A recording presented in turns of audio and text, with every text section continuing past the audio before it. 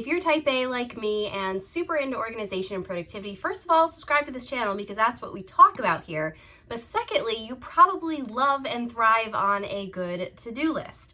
And on the front end, to-do lists seem fairly simple.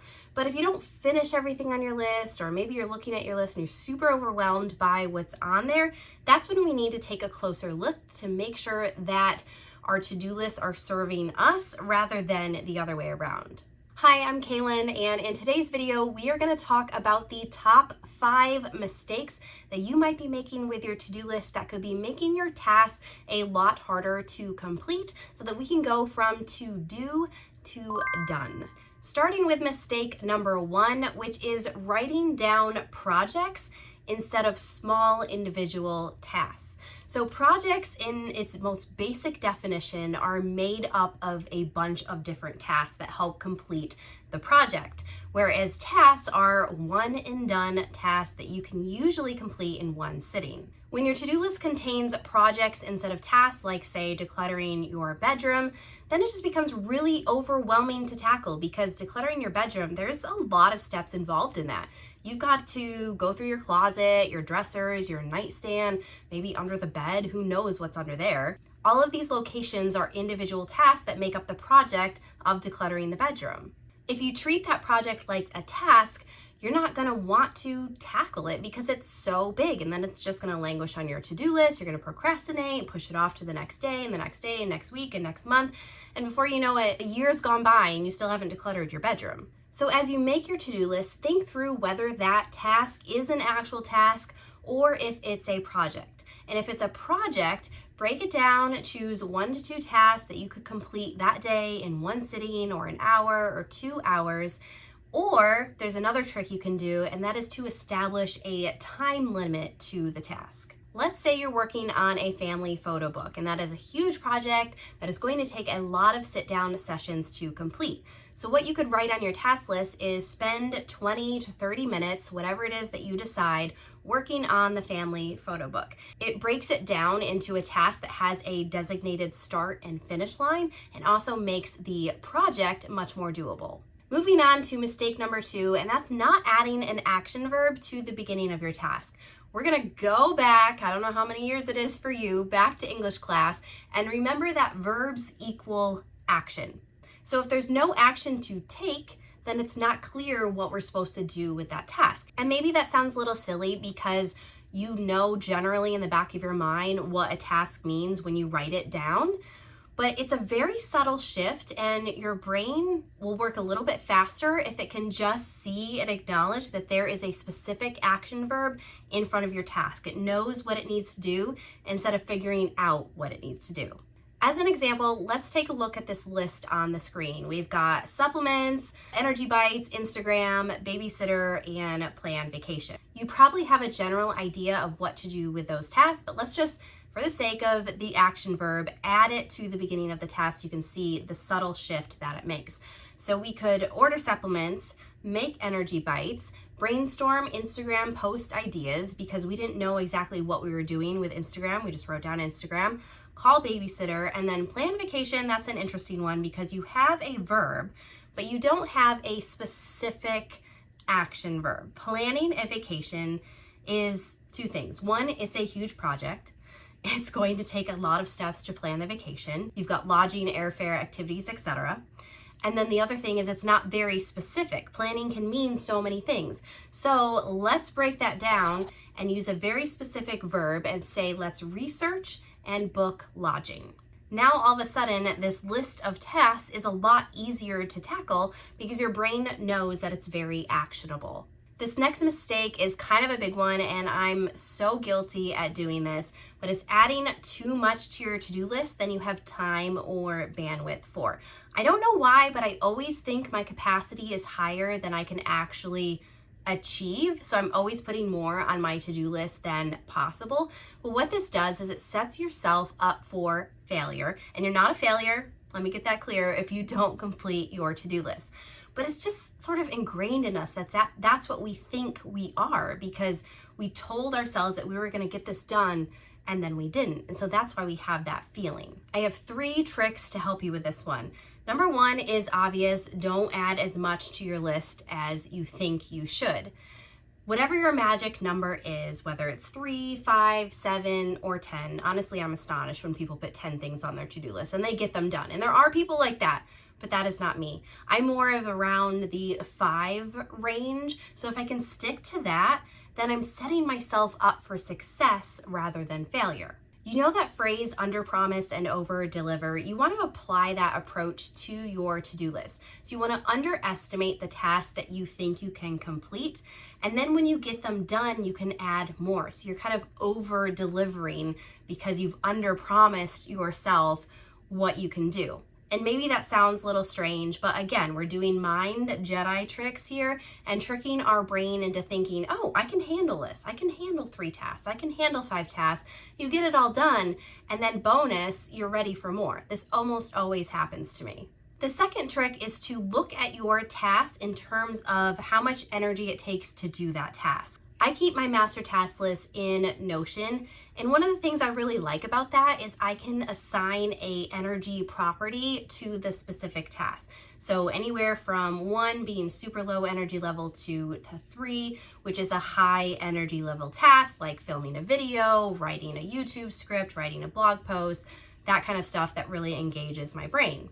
So if you're adding 5 things to your task list, maybe that's your magic number, but they're all high energy tasks, you might only get through 2 of them because it just takes a lot of bandwidth.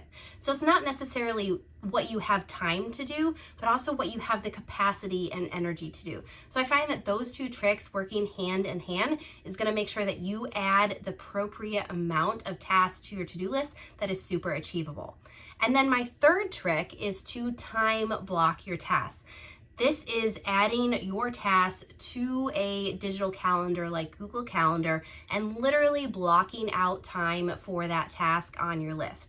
Because I have a 5 to 6 hour chunk of time that I want to do work tasks in. So if a YouTube video or a batch of YouTube videos takes me a 3-hour time block out of my day, then I know I can't really have that many more work tasks for the day. So it just helps you properly estimate the number of tasks that you can complete in a day by assigning them a time block of when you want to complete them. Mistake number 4, and we're getting close to the end here, is not identifying your MVTs. So that is your most valuable task. So instead of MVP, it's MVT. Get it? Anyway, the truth is not all tasks are of equal importance. I know it's easy to look at your list and think everything on there has to be done like yesterday, but if you take a closer look of what's on your list, you're going to be able to pinpoint things that are important because they help you work towards a future goal. Or maybe something on there feels really urgent, but it doesn't actually have to get done. I always want to think of my to-do list in terms of, and this is a business term, but ROI, so return on investment. What can I do that is going to provide the biggest payoff in my work life or in my home life or in my personal life or just for my sanity? Always looking at a task in terms of importance. I'll give you an example of my task list today. So on here, I need to respond to 2 Marco Polos. So that's an app that I use to keep up with friends. I need to outline this video that I'm filming right now, which is actually done. I need to film 2 YouTube videos, make energy bites, order supplements. You know, that's from my example list earlier. Apparently, I'm not super creative. I need to, update my finances and also record audio for another video. First of all, that's a lot. I probably should have scaled it down from there. I was very ambitious. I still need to learn from my mistakes. But all these things here feel so important to me. But by specifically calling out my top 3 MVTs, I'm going to narrow my focus from a big list to a small, more focused, manageable list. So for me, this is outlining the YouTube video that I'm doing right now, filming the 2 YouTube videos, and then also on the personal side of things, ordering supplements because I'm running out and I need to get another order in to Future Kind, which is not sponsoring this video, but hey, I'm open for sponsors and I really love Future Kind and their vegan supplements and they're really good, and I'll put a link below. I'm just practicing. So everything else I can shift to a different day without it harming my progress towards my most important tasks. And what is important to you versus what is important to me is very subjective, but I kind of apply these 3 filters to it. So what do I have that's an upcoming deadline that really needs to get done? What is a task that is related to a future goal that maybe is more of a self-imposed deadline, or it's very important for me to accomplish and I don't want it to get buried under all the everyday things? And then what is on my priority list and not someone else's? Because it's very important not to let other people's priorities take over yours. So whether it's a text or call or email and you're just reacting to what you need to do instead of saying stop, what is important to me? What is important to my family? What do I need to get done first?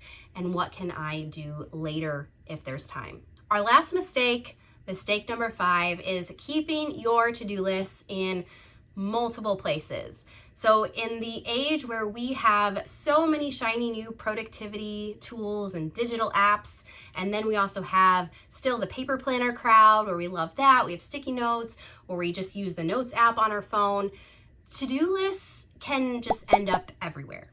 You need to really streamline your tasks into one singular tool. Whatever it is, it doesn't matter. I'm hugely biased for Notion, and I have a video that I'll link below about my Notion task list if you want to learn more about that and also get a template for your task lists. But whatever tool you use, make sure all your tasks are in one place. And if you use multiple tools like I do, and I'll explain how in a minute, make sure that you're not adding lists in those tools that are like the same list. And here's what I mean. I use Notion for my to-do list for anything that needs to be done a couple days from now, a week from now, 6 months from now, or things that don't have a deadline and maybe are like someday maybe tasks that I want to tackle at some point. But I also use a notebook for my daily task list. So this is like just very basic, similar to a bullet journal. I just write the date on the top and then write down the tasks that I want to do for that day. But where I'm pulling my tasks is from my master task list because I don't want to have, again, all these tasks in different places. So my holding place is Notion. It's easy to add things to it on my phone. And then my daily task list is on the notebook because that's where I don't get distracted by all the tabs and things that are open on my computer. And I also look at screens all day, every day. And so I just like having my daily to-do list on a paper copy. So even if you want to have separate lists like cleaning tasks or home project tasks or a monthly task list, a weekly task list, make sure that it's all in one place. You can categorize it however you want, but it's in one tool that you can use and work from or pull from into a different tool if you like to double dip like I do. In the comment section, I want to know which one of these mistakes was an aha moment for you. Do you tend to put more projects on your task list instead of actual tasks? Do you need to use more action verbs? Do you need to streamline your task list and put fewer things on it, or focus on your MVTs, the most valuable tasks, or move from lots of different tools into one tool that you can reference for all of your tasks? Let's be intentional about our to-do list, not so we can achieve more, but so we can achieve more mindfully. If that's a message that resonates with you, make sure you subscribe so you never miss another video. Give this video a thumbs up if you enjoyed it, and I'll see you in the next one.